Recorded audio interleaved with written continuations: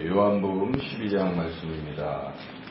표적 이야기는 이제 다 끝이 났고 12장부터 20장까지는 우리 예수님의 영광이 이제 드러나는 십자가 죽음을 통해서 영광이 드러나는 이야기입니다. 그래서 요한복음 처음부터 끝까지 예수님의 영광에 대해서 또한 말씀합니다. 그래서 십자가의 죽음조차도 공간복음은 조금 슬픔, 또 어떤 그런 쪽에 초점이 맞춰져 있다면 요한복음은 예수님의 죽음이 슬픔이 아니라 영광이다. 그래서 영광이라는 단어가 상당히 많이 나오고 그 예수님의 십자가 죽음 사건도 이 사도 요한은 영광스럽게 묘사합니다. 이 공간복음은 조금 비참하고 슬픈 어떤 그런 고통 이런 쪽에 강조를 둔다면 이 요한복음은 영광스러운 부분을 많이 강조하죠. 그래서 이제 예수님의 그 십자가 죽음을 이제 예수님께서 예고하시고 계신 이런 장면이라고 볼 수가 있는데, 먼저 마리아, 죽었던 나사로의 막내 여동생인 마리아가 예수님의 그 발에 향유옥합을 깨뜨리고 이렇게 헌신하는 이런 이야기가 먼저 나오는데, 그러한 것 자체가 예수님의 십자가 죽으심을 미리 이렇게 준비하는 그런 것이죠.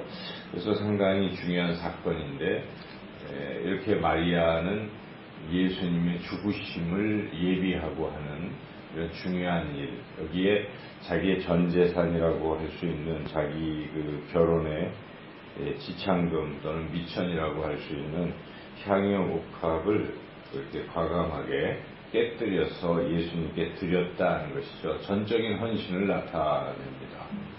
이런 귀한 헌신.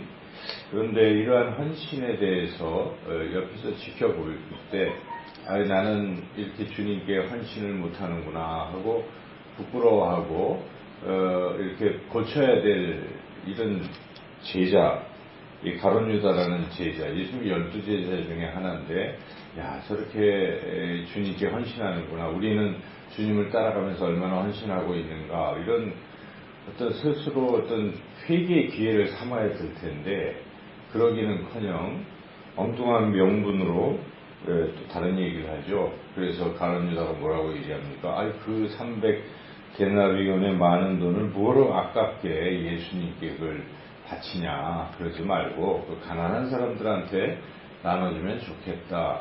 그럴 듯하죠. 정말 이웃사랑을 실천하는 가룟 유다다 이렇게 생각하지만, 그것은 자기가 돈깨를 맡았기 때문에 300데나리온을 이렇게 돈으로 받아서 자기 주머니에 착복했으면 참 좋았을 텐데 하는 그런 더러운 욕심을 드러내는 것일 뿐입니다. 우리가 교회에서 헌신할 때 두 부류의 사람이 있어요.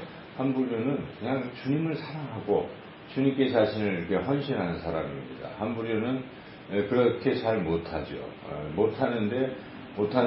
못하면서 이제 또 다른 부류는 내가 좀 나도 헌신해야지 이렇게 하고 헌신 쪽으로 나아가는 사람이 있는가 하면, 또 한 부류는 이 가룟 유다처럼 남의 헌신을 배아파하고 남의 헌신을 방해하고 하는 이제 이러한 부류의 사람도 있다 하는 것이죠. 우리가 최소한 이런 가룟 유다처럼 다른 사람의 헌신을 비하하고 또 그런 헌신을 막고 가로막고 하는 이러한 행위는 정말 하나님이 정말 싫어하시는 행위라는 걸 우리가 깊이 알아야 됩니다. 그래서 다른 이의 헌신을 가로막아서는 안 되죠. 오히려 우리도 함께 주님께 헌신해야 한다는 것이죠. 주님께서는 이러한 가룟 유다의 더러운 그런 마음을 다 아시고 그 여인을 격려합니다.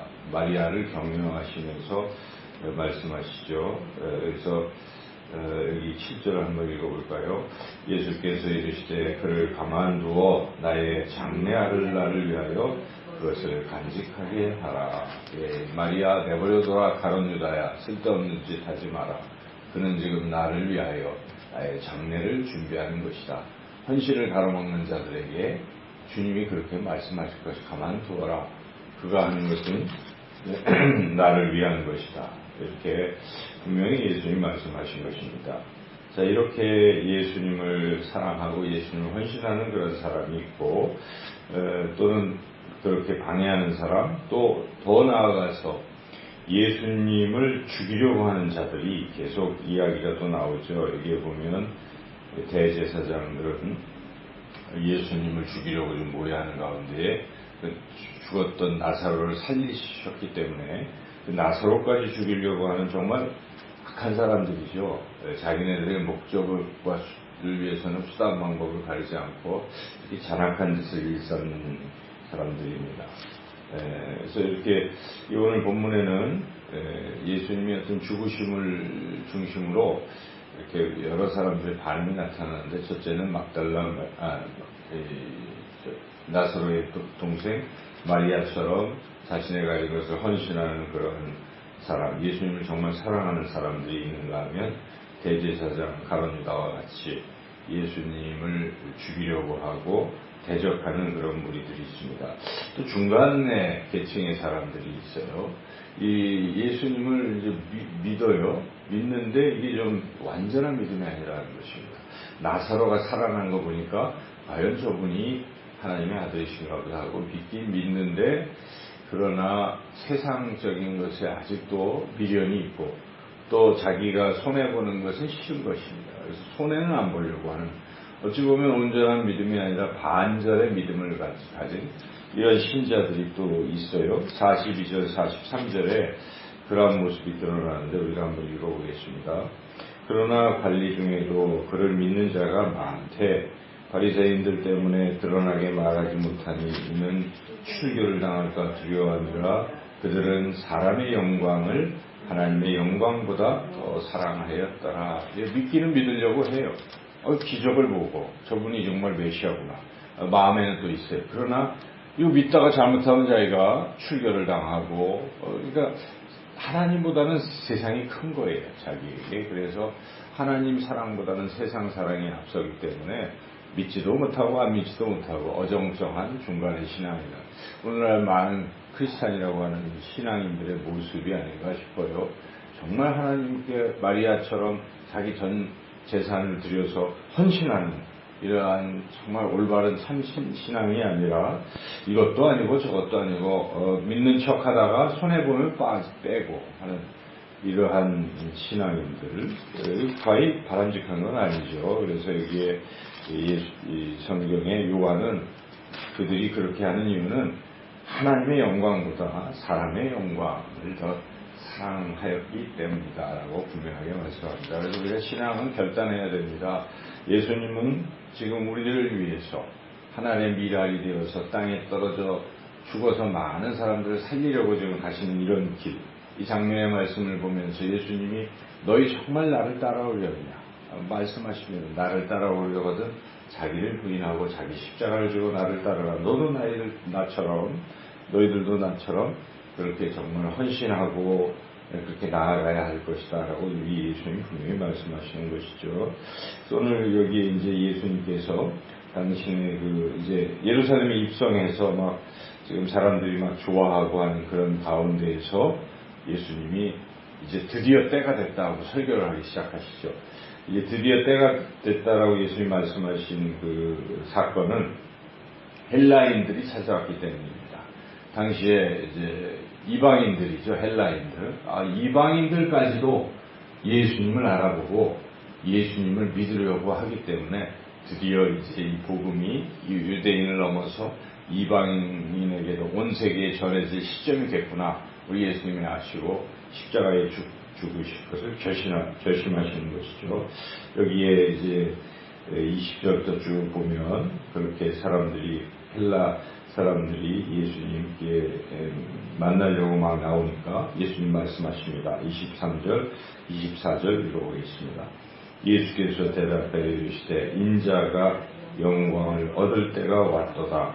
내가 진실로 너희에게 이르노니 한 알에 미리 땅에 떨어져 죽지 아니하면 한 알 그대로 있고 죽으면 많은 열매를 맺느니라. 드디어 때가 된 영광을 얻을 때 또 하나님의 밀로 죽는 이것은 다 예수님의 십자가 죽음을 가리키는 것입니다. 이렇게 예수님이 쭉 시작해서 말씀을 쭉 하고 나도 사실 이 십자가 죽음이 괴롭긴 괴로운 것이다 하면서 27절에 지금 내 마음이 괴로우니 무슨 말을 하리요 아버지여 나를 구원하여 이 때를 면하게 하여 주옵소서. 그러나 내가 이를 위하여 이 때에 왔나이다. 막 이렇게 하면서 마치 겟세마네 동산의 기도가 이게 아주 짧게 압축되어서 있잖아요. 그런데 여하튼 예수님이 좀 고뇌를 하시면서도 하늘의 밀이 되어서 땅에 떨어져 죽어서 많은 사람을 살리시겠다.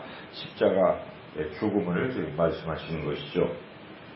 이렇게 쭉 말씀하시고 드디어 예수님이 내가 땅에서 들리겠다 이런 말씀하시죠. 이 의미를 사도 요한이 해석을 해줍니다. 32절 33절 읽어보겠습니다.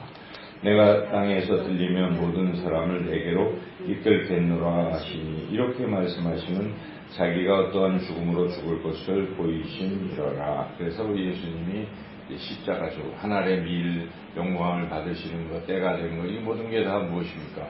십자가를 향해 가고 있는 것이죠. 그래서 이 십자가는 영광을 받을 때라고 이렇게 계속 표현합니다. 예수님의 십자가의 죽으심은 영광스러운 것이고 많은 사람을 살리는 영광의 길인 것입니다. 그래서 예수님이 이 길을 가고 계신 것이죠. 그러나 사람들은 믿지 않고 있다는 것이죠.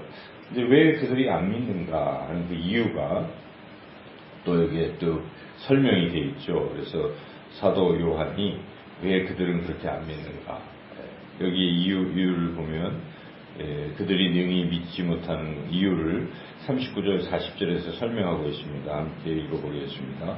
그들이 능히 믿지 못한 것은 이 때문이니 곧 이사야가 다시 일렀을 때 그들의 눈을 멀게 하시고 그들의 마음을 완고하게 하셨으니 이는 그들로 하여금 눈으로 보고 마음으로 깨닫고 돌이켜 내게 고침을 받지 못하게 하려 함이라 하였음이더라.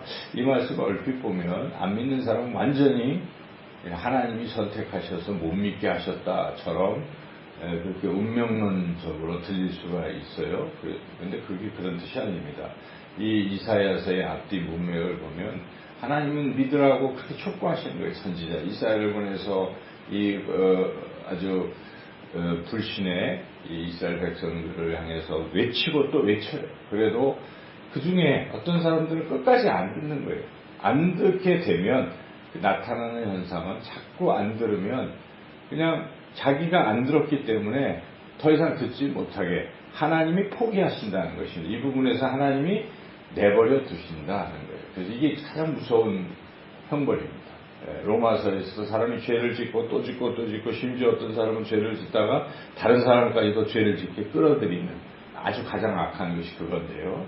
자기만 죄를 짓는 게 아니라 다른 사람도 같이 죄를 짓게 하는, 로마서 1장에 그런 게 이렇게 쭉 표현되어 있을 때 그런 사람들에 대해서 그런 거의 표현에 이런 동성애까지도 우리 막 언급이 되고 그러는데요. 어쨌든 이런 죄악을 범하는 자들을 하나님은 그냥 그대로 내버려 두신다.